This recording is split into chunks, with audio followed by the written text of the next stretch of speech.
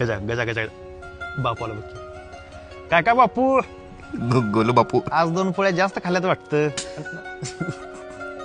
नाही पोट दिसालंय त्यामुळे म्हटलो कसं दिसतोय बघ की.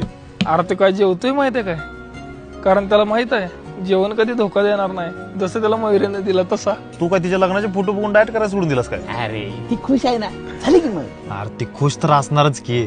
तिला नवरा किती भारी मिळाला, चांगला जॉब आहे त्याला सरकारी. आणि ह्यो आमचा बापू 10वीला 3 वेळा ट्राय केलाय ना, नंतर मग ह्यानं पुस्तकालाच टाटा बाय बाय केला. येऊ पण मोकळा, शाळा पण मोकळी. अरे गजा, एवढं सगळं बोलून पण त्याला काहीच फरक पडत ना. आपण त्याच्या शिक्षणावरनं बोललो, त्याच्या शरीरावरनं बोललो. अरे ह्याच्या ब्रेकअपच्या ह्याच्यावरती जॉक मारलाय मी, तरी पण काय फरक पडते, नुसतं बघून हसते लागा. तुम्हाला काय वाटलं, काय फरक पडला नसेल होय? बापू काय काय जा मरदा, म्हातारा मरदा सिरियस केला सगळे. माझं काय मरदा, मी तर हत्ती हत्ती. तुला माहिती तू गजा आहेस, मी गजराज आहे गजरा. एक सामान्य माणूस मेला का नाही 4 कांदीगर लागतात.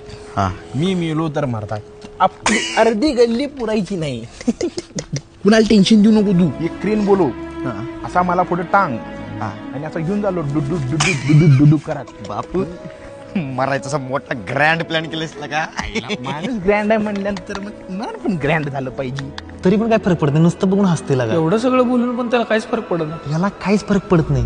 कुठल्याही गोष्टीचा फरक न पडणाऱ्या माणसावर एखाद्या गोष्टीचा लय फरक पडून गेलेला असतो. अगं बोलून गजराज